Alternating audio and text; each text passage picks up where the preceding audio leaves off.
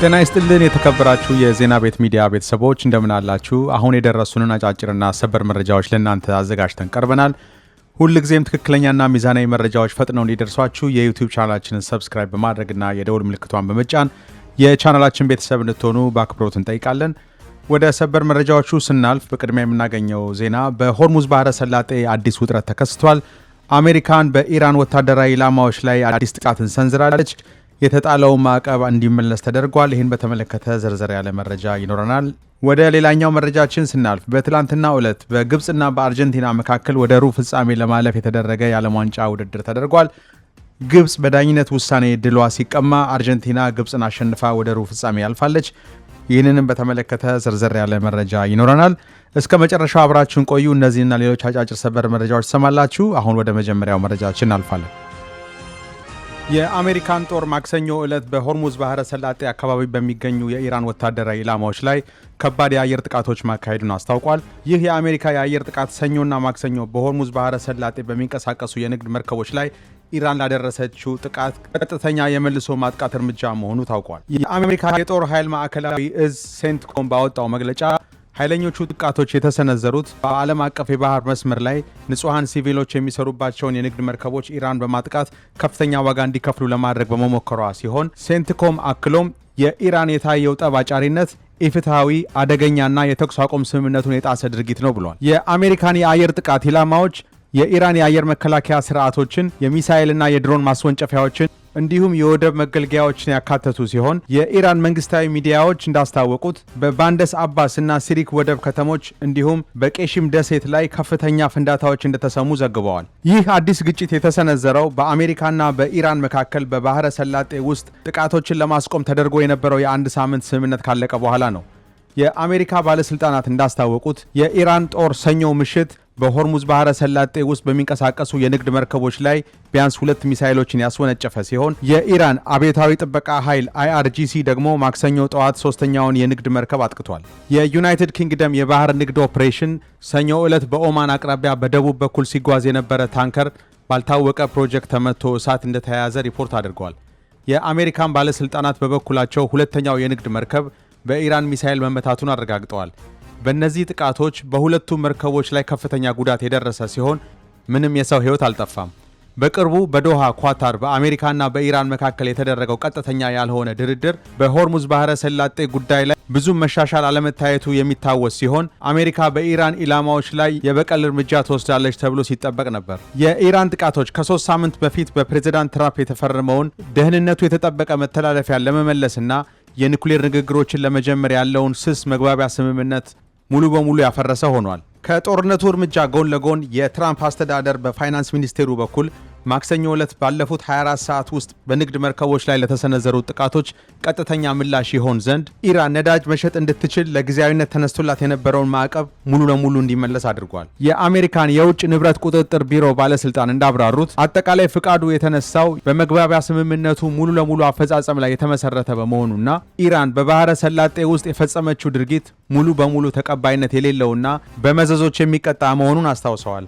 የኢራን የውጭ ጉዳይ ሚኒስቴር የአሜሪካን ውሳኔ ተቃውመው ውሳኔው የመግባቢያ ስምምነቱን የጣሰ ነው በማለት ኢራን ባህረ ሰላጤውን የማስተዳደር ቃል የገባችውን በትጋት እየተወጣች መሆኑን ተናግረዋል። የኢራን ቃል አቀባይ በበኩላቸው ያልተቀናጁ መንገዶችን የሚጠቀሙ ወይንም የመርከቦችን መከታተያ GPS የሚያበላሹ የንግድ መርከቦች ራሳቸው ስጋት እየፈጠሩ መሆናቸውንና የቴሄራንን አስተማማኝ መተላለፊያ የማመቻቸት ጥረቶች ሙሉ ለሙሉ እያስተጓጎሉ መሆኑን አስታውቀዋል። ይህ በአሜሪካና በኢራን መካከል የተጀመረው አዲስ ወታደራዊና ኢኮኖሚያዊ እርምጃ በቀጠናው ላይ ያለውን የጸጥታ ሁኔታ ይበልጥ አደጋ ላይ ሊጥለው እንደሚችል ተዘግቧል።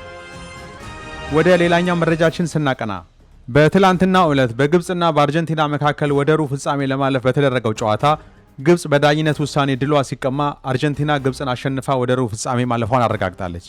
የዓለም ሻምፒዮኗ አርጀንቲና በግብፅ ላይ አስደናቂ የሆነ የ3-2 የላቀ ድል በማስመዝገብ ወደ ዓለም ዋንጫ የሩብ ፍጻሜ ማለፏን ብታረጋግጥም ከጨዋታው መጠናቀቅ በኋላ የአጠቃላዩ የስፖርት ቤተሰብ ውይይት ያተኮረው ስለ ሊዮኔል ሜሲ ድንቅ ብቃት ወይንም ስለ አርጀንቲና አስደናቂ ውጤት ሳይሆን የግብፅ ተጫዋቾችንና ደጋፊዎችን ክፉኛ ባስቆጣው ተከታታይ አከራካሪ የዳኝነት ውሳኔ ላይ ሆኗል። በተለይም ፊፋ ለአርጀንቲና ብሔራዊ ቡድንና ለሊዮኔል ሜሲ እያደላ ነው የሚለውን ጥርጣሬና ቅሬታ በዚህ ጨዋታ ምክንያት በብዙዎች ዘንድ ይበልጥ ጎልቶ ወጥቷል።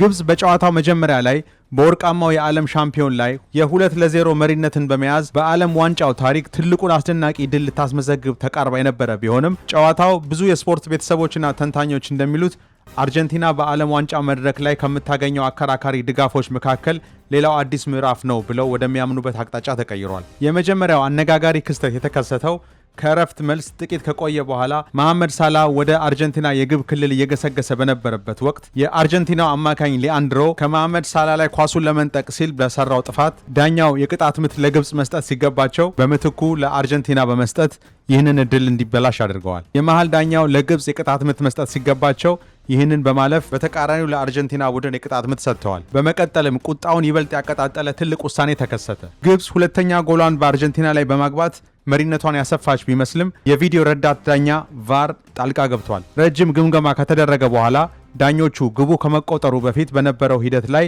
የግብጽ ተጫዋች ጥፋት ፈጽሟል በማለት ግቡን ሰርዘውታል። ይህ ውሳኔ የግብጽን ተጫዋቾች እጅግ ያስደነገጠ ሲሆን ማህበራዊ ሚዲያውን በቅሬታ ጎርፍ እንዲጥለቀለቅ አድርጎታል። በርካታ ታዛቢዎችን ያስቆጣው ደግሞ በዳኝነት ውሳኔው ላይ የታየው ወጥነት ማጣት ሲሆን ለአርጀንቲና ግቦች መቆጠር ምክንያት የሆኑት በርካታ የጥቃት ሂደቶች በደጋፊዎችና በተንታኞች ዘንድ ክርክር ቢያስነሱም የትኛውም በአርጀንቲና የተቆጠረ ግብ እንደ ግብጽ ግብ ጥብቅ ምርመራ አልተደረገበትም። በአንጻሩ ግብጽ በአንጻራዊነት እጅግ ወሳኝ የነበረው ግቧ ተገምግሞ ሙሉ በሙሉ ተሰርዞባታል። ውሳኔዎቹ በቴክኒክ ደረጃ ትክክል ይሁንም አይሁንም የታየው አድሎ ግን ለዓለም አቀፍ እግር ኳስ ማህበር ፊፋ እጅግ ታማኝነቱን ጥያቄ ምልክት ውስጥ የሚከት ሆኖ አልፏል። ግብጽ ተሸንፋ ከውድድሩ ብትወጣም ይህ የዓለም ዋንጫ ውድድር በጉልህ እንዳሳየው ባለፈው ሳምንት ከአርጀንቲና ጋር እስከ መጨረሻው ተፋልማ ውድድሩን ያጠናቀቀችው ኬፕ ቨርዴን ጨምሮ ሴኔጋል፣ ኮት ዲቮር፣ ዲሞክራቲክ ሪፐብሊክ ኦፍ ኮንጎ፣ ግብጽና ሞሮኮ ያደረጓቸው ጨዋታዎች መላው ዓለም በታላቅ አድናቆት የተመለከተው ሲሆን ይህ የአፍሪካ እግር ኳስ በፍጥነት እያደገ መምጣቱን በተጨባጭ ያሳየ ታሪካዊ ክስተት ሆኖ አልፏል። ሌላው በአፍሪካ ቡድኖች ላይ የደረሱት አድሏዊ ውሳኔዎች እንደተጠበቁ ሆነው ቡድኖቹ ያላቸውን የጨዋታ የበላይነት እስከ መጨረሻው ሰዓት አስጠብቀው መቆየት ባለመቻላቸው በደቂቃዎች ልዩነት ለአሳዛኝ ሽንፈት ተዳርገው ከውድድር መውጣታቸው በግልጽ ታይቷል። በአሁኑ ሰዓት አፍሪካን ወክለው ከተወዳደሩ አገራት መካከል ብቸኛው ወደ ሩብ ፍጻሜ ያለፈችው ሞሮኮ ስትሆን እሷም በሚቀጥለው ሐሙስ ጁላይ 9 ከፈረንሳይ ብሔራዊ ቡድን ጋር የሩብ ፍጻሜ ጨዋታዋን እንደምታደርግ ይጠበቃል። ወደ አጫጭር መረጃዎቻችን ስናልፍ በመጀመሪያ የምታደምጡት መረጃ በሶሪያ ዋና ከተማ ደማስቆ ውስጥ በተከሰቱ በርካታ የቦምብ ፍንዳታዎች ቢያንስ 18 ሰዎች ቆስለዋል።